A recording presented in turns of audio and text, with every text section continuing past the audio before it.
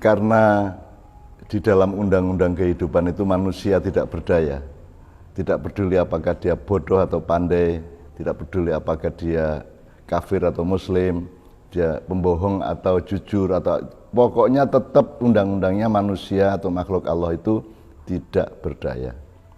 Jadi sekarang kan urusannya adalah dalam ketidakberdayaan ini kan kita sekarang dikepung oleh ancaman-ancaman kesulitan hidup, termasuk oleh virus COVID yang kecerdasannya meningkat terus, punya anak turun, punya mutasi-mutasi, punya antisipasi baru terhadap pertahanan manusia dan seterusnya, kan kita tetap tidak berdaya.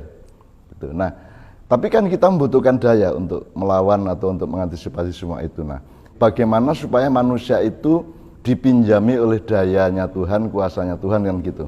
Nah, di situ yang namanya religiusitas dan religi. Kalau religiusitas itu dari pihak manusia mencoba merenung dan mencoba mencari dan menek atau memanjat kepada kemungkinan untuk bersentuhan dan berada bersama Tuhan, sehingga Tuhan bisa mentransfer atau meminjamkan daya dan kuasa. Gitu.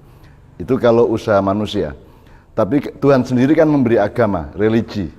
Nah, Tuhan itu gini loh, supaya kamu itu selamat, supaya kamu bisa kuat, itu sebenarnya semua kan dari aku, dari Tuhan. Maka Tuhan ngasih cara-cara untuk mendapatkan keselamatan, kekuatan, dan daya atau kuasa dari Tuhan, terus kita pinjam.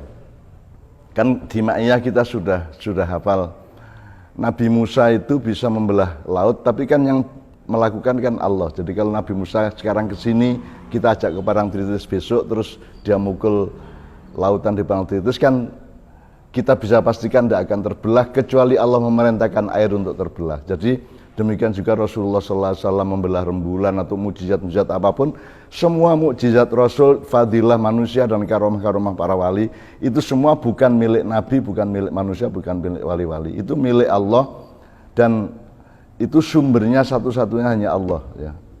Illa billahil aliyil azim. Nah, sekarang kan ada urusan yang akhirnya menjadi pertengkaran, menjadi golongan-golongan di antara manusia. Bagaimana supaya yang tidak berdaya ini bisa mengakses supaya berdaya atau berkuasa dari Allah. Nah, itu ada dua jalan. Yang satu cari sendiri, namanya misalnya kayak kebatinan atau upaya-upaya ijtihad rohaniyah manusia, agama Jawa dan seterusnya. Kemudian ada yang Allah kasih, namanya agama. Ada yang dititipkan Nabi Ibrahim, Nabi Sulaiman, Nabi Musa, Nabi Isa, Nabi Muhammad. Itu kan Allah mempermudah supaya kita punya lorong atau ondo atau tangga untuk memanjat, supaya kita bisa memetik sebagian dari kekuatan Allah untuk kita pakai menghadapi tantangan-tantangan dalam kehidupan. Tetapi ini kan harus kita urus, bahwa ada orang yang memakai agamanya, dia punya tangga untuk memanjat ke Allah. Nah, kita kan bisanya memanjat, tidak berarti kita bisa memetik, kita hanya bisa memanjat. Nah, gampangannya kita kan hanya bisa berikhtiar, kita bisa berusaha, tetapi kita tidak bisa memastikan bahwa kita akan bisa memetik kekuatan dan kuasa Allah itu kan.